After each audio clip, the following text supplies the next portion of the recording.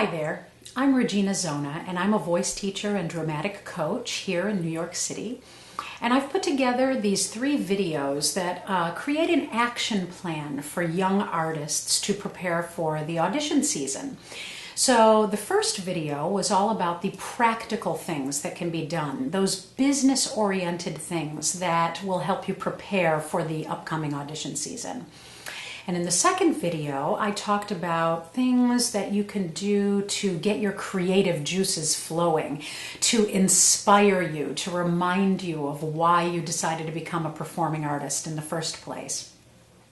But this video is a little different. This video talks about how to prepare yourself emotionally for the audition season. Because look, being a performing artist is not a job for sissies. Being a performing artist is difficult to say the least because we deal so much with rejection, not knowing where our next paycheck is coming from, loneliness, having a job that some people don't actually really understand. It's all very difficult, and so we have to build up armor and build up skill sets to be able to help us emotionally get through this career. So one of the things that we all have, that we all face, is we have fears. Everybody has fears, and fear is the #1 obstacle for you to achieve whatever it is that you want to achieve. The thing is that fear can either drive us or it can paralyze us. And sometimes fears are completely irrational, and sometimes they are rational. But what we need to do is we need to learn the tools to get through our fears, to use our fear in a positive way to actually keep moving on our journey. So there's this great book called Feel the Fear and Do It Anyway by Susan Jeffers, and a lot of what I'm going to talk about in this video actually comes from that book. And I encourage you that if you have a couple extra bucks to go on Amazon.com and get up a copy of this book, because it's really pretty great. But the first thing that we need to do is we need to determine what it is that we're afraid of. Now you may say, well, I'm not really afraid of anything, but I think most of you will say that there is at least one underlying fear that sort of is constantly with you. The fear of not being able to pay your bills, or the fear of not getting a job, the fear of not having them like me. There are many, many fears that can sort of underlie how it is that you move around in this world. And the first step to facing your fears is to write those fears down. Write them down. The thing is that when we have these fears and they're just rolling around in our head, then those fears start to turn into huge comments and conversations in our own head about how these fears seem insurmountable. And when you actually write your fears out on paper, they're no longer insurmountable. They're just words on a page. And then all of a sudden you can then start to take the steps, figure out what the steps are that can get you through and over those fears. So write those fears down. Write just one fear, or write all of the fears. Everything that you can possibly be afraid of, write it down, because that's the first step to figuring out how you can actually move through them. Now, Susan Jeffers suggests that there are actually 3 levels of fears.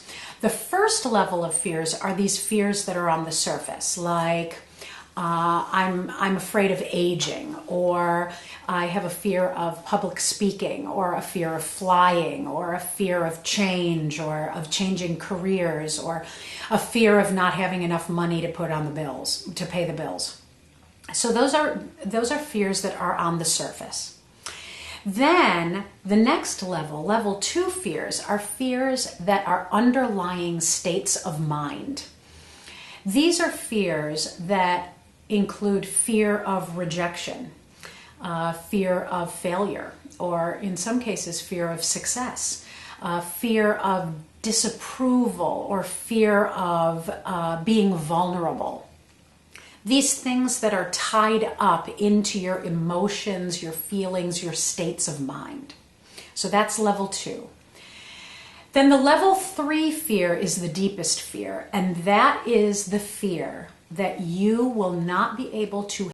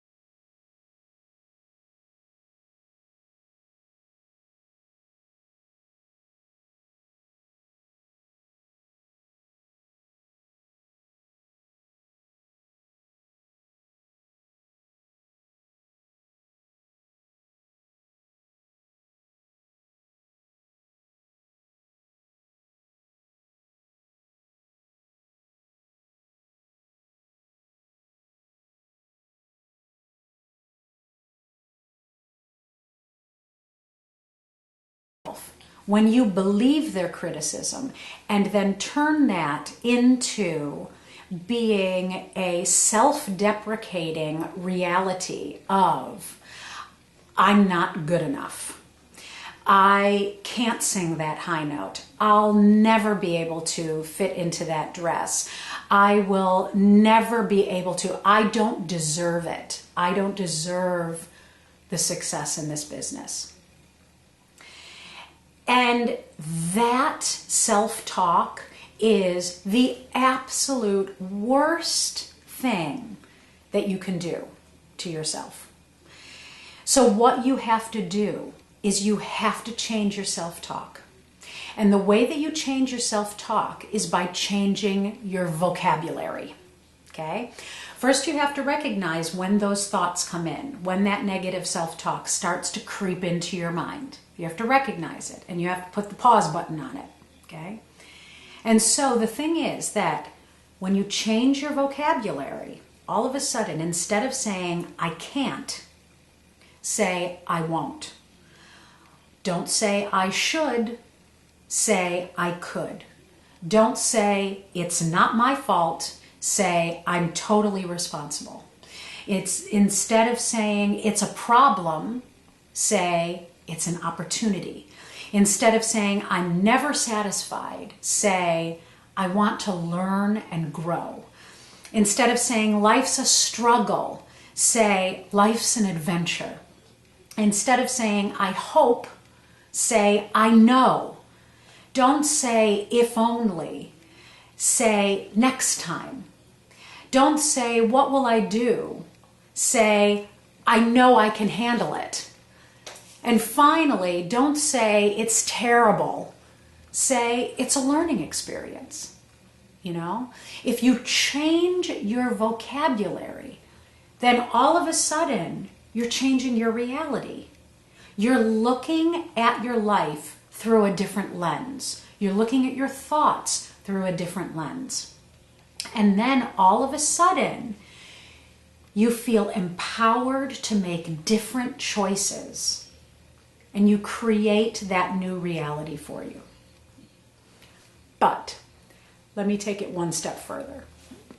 Negative self-talk is soul-crushing to you, but just as equally soul-crushing is negative talk about other people.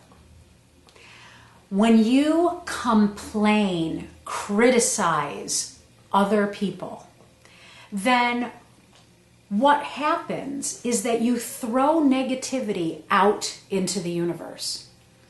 And that negativity is going to come back at you. The other thing is that when you throw negativity out, the energy that you have in yourself that creates that negativity is also bubbling up inside of you, so that you are feeling the negativity in addition to throwing it out there and making somebody else feel the negativity. So the thing is that what you need to do is you need to make sure that you don't have the negative self-talk, but you also don't criticize and blame others. You want to always make sure that in your own reality, you are surrounding yourself and living inside yourself with positive energy. So my big challenge to you is to try this for a week. I want you to not say one negative thing about anybody else for 1 week. Don't say it out loud. Don't write it on Facebook or on Twitter. Just put out positive energy for 1 week and see how easy or hard it is. Okay? And when those negative thoughts come into your head, acknowledge that they're there, and then turn it into something that is positive. What I'm trying to tell you is that you have the power to choose your inner thoughts and the energy that you put out into the world. And all of that will result in getting back the kind of energy that you put out. So, change your vocabulary in your self-talk and make it positive self-talk, and make sure that you don't send out negative energy by complaining or blaming, criticizing others. Just stay positive. Now, once you've identified your fears and you've tried to curb your negative self-talk and you're sending out positive energy into the world, the next step that you really need to do to overcome your fears is to step out of your comfort zone. The thing about a comfort zone is that a comfort zone is a nice, cushy, safe environment in which you don't have to put yourself out there too much, and that the payoff that you get is that you feel safe and that the waters are not going to be too choppy and that it's something that you can handle. When you step out of the comfort zone, there is an unknown. There is the place that all of your fears can come into reality. But here's a little statistic. 90% of the fears that you have will never become reality. 90% of them. But the only way that you can prove that theory is that you need to step out of your comfort zone. The thing is that being in a comfort zone always gives you a payoff, you know? If you fear rejection, even though you really hate your job, at least by not stepping out of your comfort zone and trying to get a new job, at least you know you have a job and you won't be rejected by a potential new employer. Okay? So your fear of rejection keeps you in your comfort zone, even though you're unhappy, but it's paying off in that your fear will not be realized because you don't have to deal with it by stepping out of your comfort zone. So if you fear letting go of an unhealthy relationship, even though you're miserable in it, the relationship presents a connection that you have with somebody that makes you feel worthy. Well, at least I have somebody that loves me. But is that really any way to live? But you didn't step out of your comfort zone because the payoff was, well, at least I have somebody. Okay. But if you stepped out of your comfort zone, then maybe you would actually find somebody that fulfills you, that really enhances you, that makes you a better person.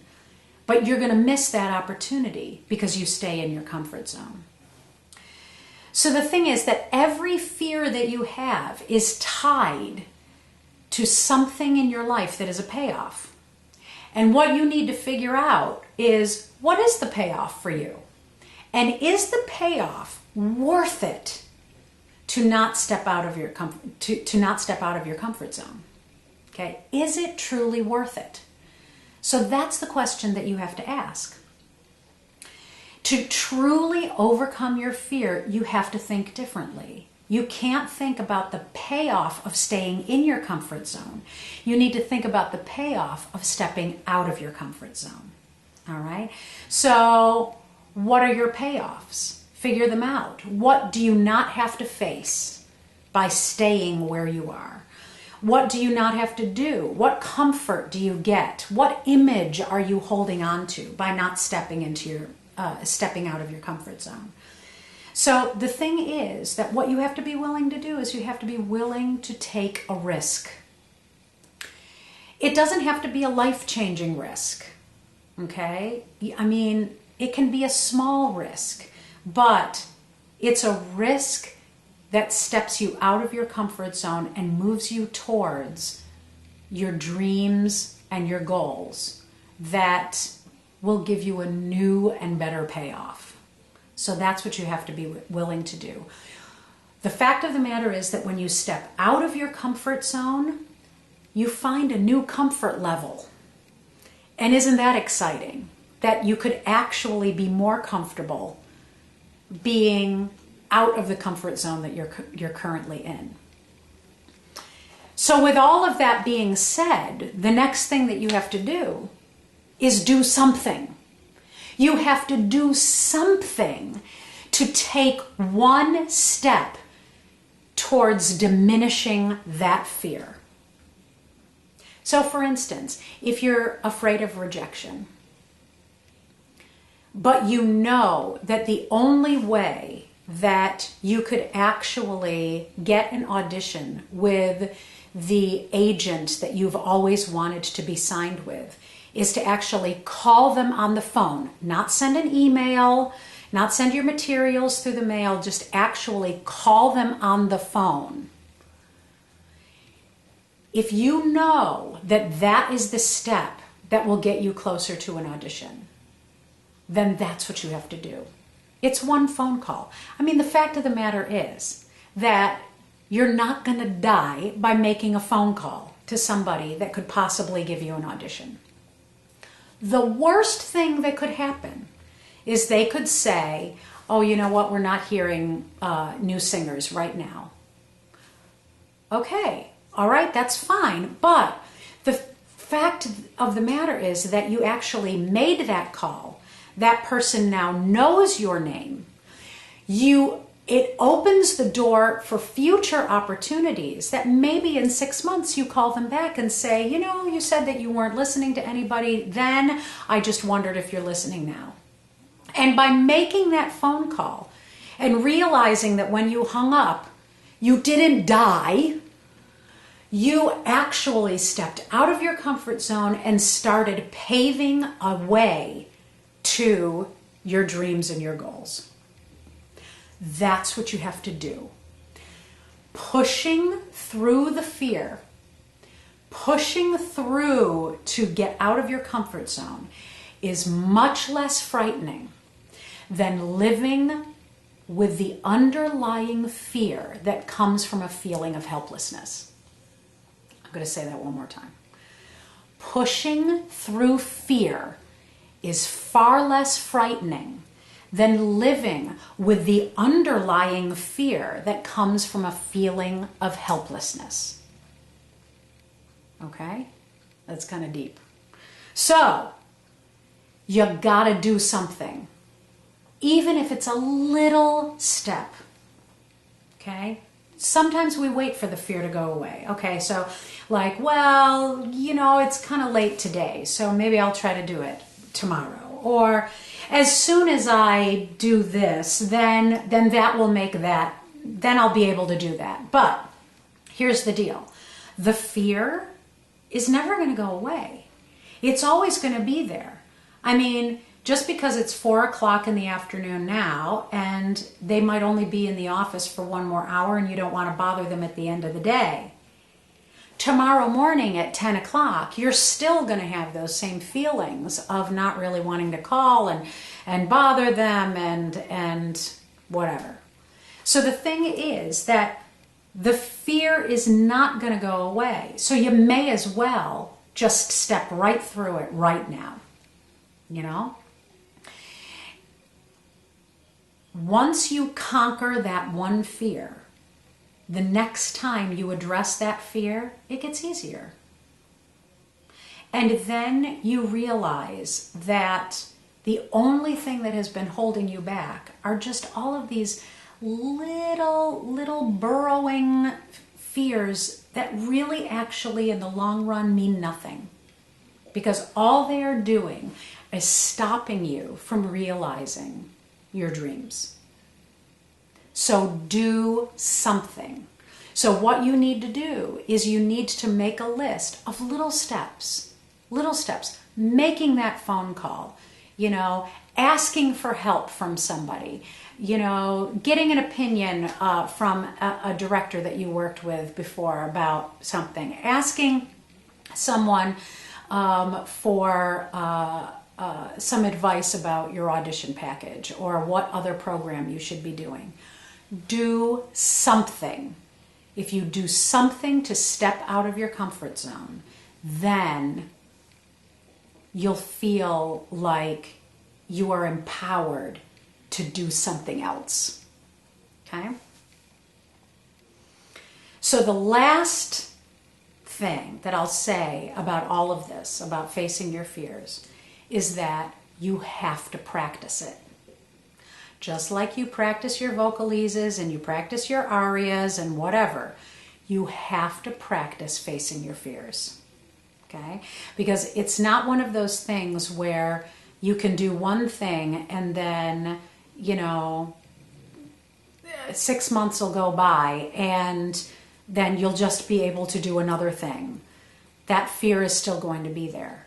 The thing is that if you practice moving through your fears, then you're going to find that it becomes habit and that nothing seems insurmountable. So you need to make a decision to fight your fear. Make a decision to fight your fear. And in order to make that difference, you have to practice fighting that fear every day. Whatever that is. If you need to journal, if you need to find inspirational books or recordings that you can refer to or listen to that gives you feelings of inspiration or motivation, do that. Write out positive quotes and put them on note cards and put them all over your house that inspire you and give you confidence. Write affirmations and say them every day. Create a gratitude journal where every day you are writing 10 things that you are grateful for. Because if you find all of these positive things in your life and you acknowledge those positive things on a daily basis, then you're going to find that more positive energy begets positive energy. So it just keeps coming back. So be aware of your negative self-talk and talk back with positive talk. Don't let any negativity creep in. And sometimes it's gonna, okay? Let's face it. But what you gotta do is you gotta acknowledge it and then turn it around, turn on its head, so that you can bring back just all positive energy. You have to be present and you have to be relentless in moving forward and stepping out of your comfort zone. And I promise you, positive things are going to happen. So that's what you need to work on this summer before you embark on the audition season. And I wish you all the best of luck. Thanks for listening.